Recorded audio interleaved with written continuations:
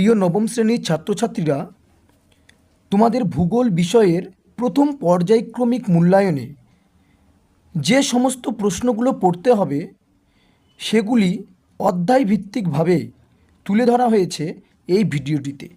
তো প্রথম যে তোমাদের অধ্যায় গ্রহরূপে পৃথিবী, এই গ্রহরূপে পৃথিবীতে যে সমস্ত 5 নম্বরের প্রশ্নগুলো তোমাদের পড়তে হবে সেগুলি হলো: 1 নম্বর, জিপিএসের ব্যবহার উল্লেখ করো। 2 নম্বর, পৃথিবীকে অভিগত গোলক বলা হয় কেন? পৃথিবীর এই অভিগত গোলক আকৃতির সপক্ষে প্রমাণ দাও, অথবা পৃথিবীর গোলাকৃতির প্রমাণগুলি লেখো। 3 নম্বর কোশ্চেন, পৃথিবী মানুষের আবাসস্থল ব্যাখ্যা দাও। প্রথম অধ্যায় থেকে এই 3টে প্রশ্ন পড়লেই একটি প্রশ্ন চলে আসবে তোমাদের পরীক্ষায়। তো এই 3টে প্রশ্ন ভালো করে গ্রহরূপে পৃথিবী অধ্যায় থেকে তোমরা পড়ে রাখো, তাহলে একটা প্রশ্ন পেয়ে যাবে তোমরা পরীক্ষায়।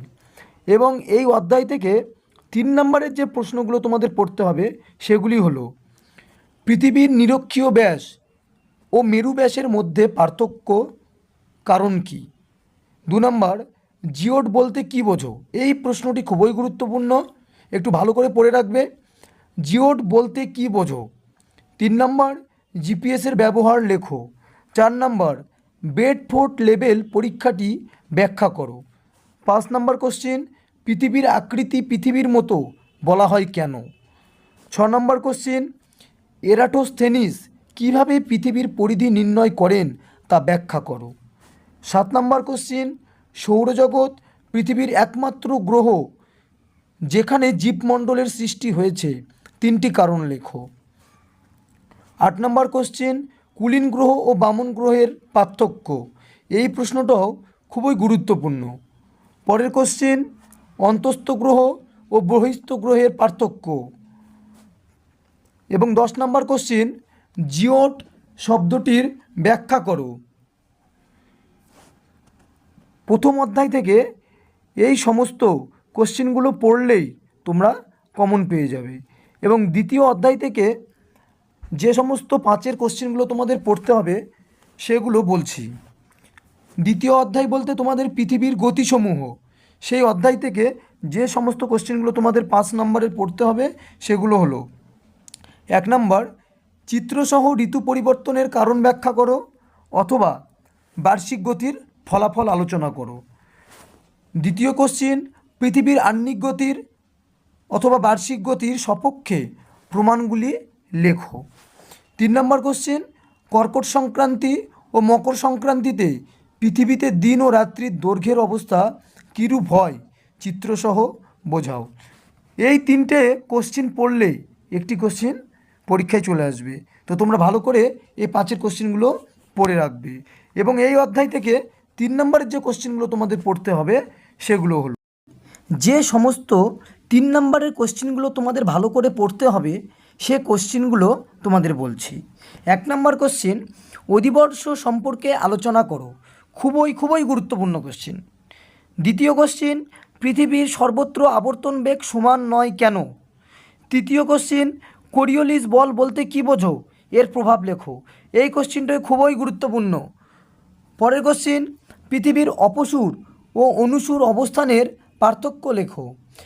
5 নম্বর কোশ্চেন, মেরুজ্যোতির সৃষ্টি হওয়ার কারণ লেখো।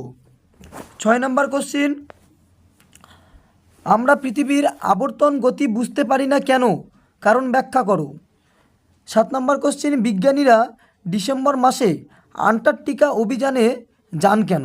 এত সময় থাকতে বিজ্ঞানীরা কেন আন্টার্কটিকা ডিসেম্বর মাসে তারা অভিযানে যান? এই প্রশ্নটি গুরুত্বপূর্ণ আছে। 8 নম্বর কোশ্চেন, ফেরেলের সূত্রটি লেখো। এটি ভালো করে তোমাদের পড়ে রাখতে হবে, এই ফেরেলের সূত্রটি। 9 নম্বর কোশ্চেন, পৃথিবীর আবর্তন গতি ও পরিক্রমণ গতির পার্থক্য লেখো। এই পৃথিবীর গতিসমূহ অধ্যায়ের এই কয়েকটি কোশ্চেন পড়লেই তোমরা পরীক্ষার খাতায় ঠিক পেয়ে যাবে। তো তোমাদের এই কোশ্চেনগুলো ভালো করে পড়ে রাখতে হবে। এবং আঞ্চলিক ভূগোল থেকে যে 7ম অধ্যায় তোমাদের ভারতের সম্পদ, এই ভারতের সম্পদ থেকে যে কোশ্চেনগুলো তোমাদের পড়তে হবে, প্রথমে 5 নম্বরের কোশ্চেনগুলো তোমাদের বলি। 1 নম্বর কোশ্চিন, অপ্রচলিত শক্তির ব্যবহারের সুবিধা ও অসুবিধা আলোচনা করো। দ্বিতীয় কোশ্চিন, সম্পদ সংরক্ষণের 5টি পদ্ধতি আলোচনা করো। সম্পদ সৃষ্টিতে মানুষ, প্রকৃতি ও সংস্কৃতির ভূমিকা আলোচনা করো। 3 নম্বর কোশ্চিন, ভারতে কয়লা আঞ্চলিক বন্টন ব্যাখ্যা করো। 4 নম্বর কোশ্চিন, দক্ষিণ ভারতে অধিক জলবিদ্যুৎ কেন্দ্র গড়ে ওঠার কারণ লেখো।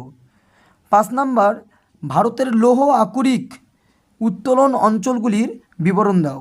এই কোশ্চিনটি খুবই গুরুত্বপূর্ণ।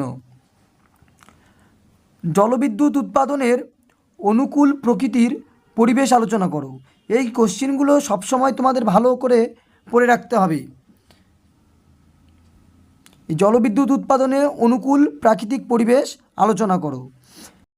ভারতের সম্পদ থেকে যে সমস্ত 3 নম্বরের প্রশ্নগুলো তোমাদের পড়তে হবে সেগুলি হলো, আকরিক লোহা, কয়লার ও খনিজ তেলের ব্যবহার লেখো।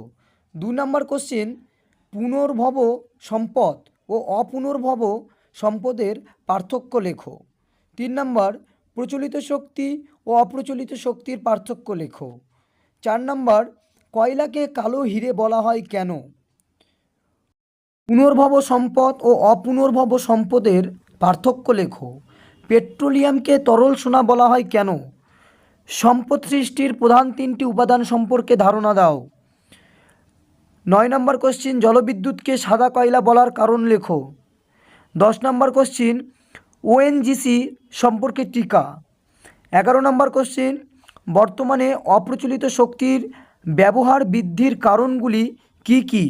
এই কোশ্চিনটি খুবই গুরুত্বপূর্ণ। 12 নম্বর কোশ্চিন, গচ্ছিত সম্পদ ও প্রবাহমান সম্পদের পার্থক্য লেখো। 13 নম্বর কোশ্চিন, বহুমুখী নদী পরিকল্পনা বলতে কী বোঝো? এই ছিল আজকের ভারতের সম্পদ থেকে 3 নম্বরের সমস্ত কোশ্চিন। এই কোশ্চিনগুলো অধ্যায়ভিত্তিকভাবে সমস্ত দেওয়া হয়েছে।